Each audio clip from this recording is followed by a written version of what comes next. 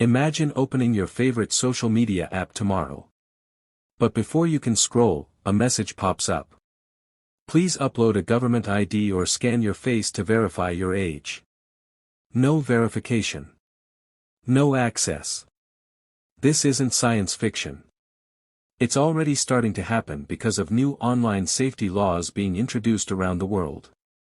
And the big question is this about protecting kids, or controlling the internet? Today, we're breaking down the rise of age assurance laws, what they mean for you, and why the internet might soon start asking for your ID. Welcome to CyberSense Studio, where we break down cybersecurity, digital privacy, and the technology shaping your online life. Before we get into it, make sure you subscribe to CyberSense Studio and turn on post notifications so you don't miss our next upload on cybersecurity and internet safety. Alright, let's dive in. For years, most websites used the simplest age check imaginable. You've seen it before. Are you over 18? You click yes. And that's it. No proof. No verification. No questions asked. Governments now say that system doesn't work anymore. According to regulators, millions of minors are still able to access adult content, harmful material, self-harm communities, and age-restricted social media features. So countries are introducing laws that require platforms to actually verify your age. And the most influential one right now is the Online Safety Act in the United Kingdom. Under the UK's Online Safety Act, platforms must now implement what regulators call highly effective age assurance. In simple terms, websites can't just ask your age anymore. They must prove it. This means companies may need to introduce systems like government ID verification, facial age estimation using AI, credit card age checks, or digital identity verification services. If companies fail to do this, regulators can fine them up to 10% of their global revenue. For massive tech companies, that could mean billions of dollars. So platforms are taking this very seriously. And it's already influencing changes across the internet. The UK may be leading the charge, but it's far from alone.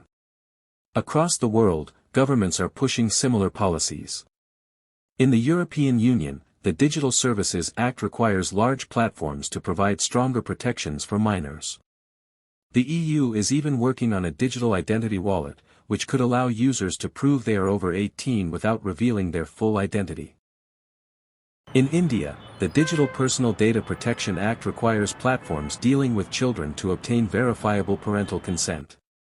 And in Australia, lawmakers are exploring restrictions that could require social media companies to verify that users are at least 16 years old.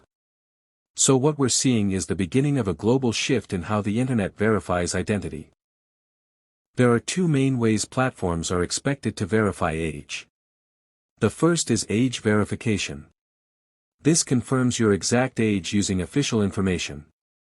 Examples include uploading a passport, a national ID, or using a verified digital identity service. The second method is age estimation. This doesn't verify your exact age. Instead, it estimates whether you're likely above or below a certain age. For example, some systems use AI facial analysis to estimate your age from a selfie. If the system thinks you're under 18, the platform may block certain content or features.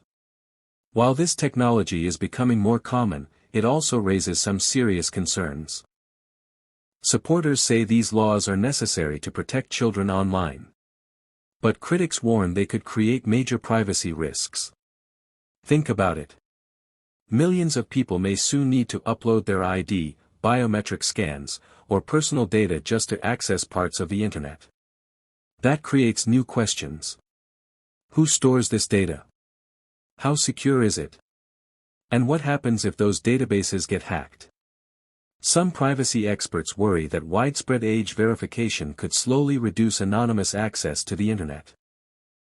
And once identity checks become normal, it may be difficult to reverse. So the debate continues. One thing is clear. The internet is entering a new phase. For decades, online platforms were built around anonymous access and minimal verification. But with rising concerns about child safety, governments are pushing toward a system where proving your age may become standard online. Whether this ultimately makes the internet safer or less private is something we're all about to find out. If you found this video helpful, don't forget to subscribe to CyberSense Studio and turn on post notifications so you never miss our next video on cybersecurity, privacy, and the technology shaping the digital world. And let me know in the comments.